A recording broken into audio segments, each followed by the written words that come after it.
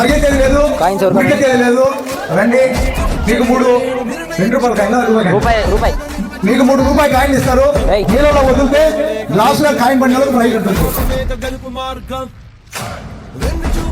ముందు ముళ్ళ బాటలున్నా ప్రాణమంత పిడికిలవ్వగా సాగిపోవో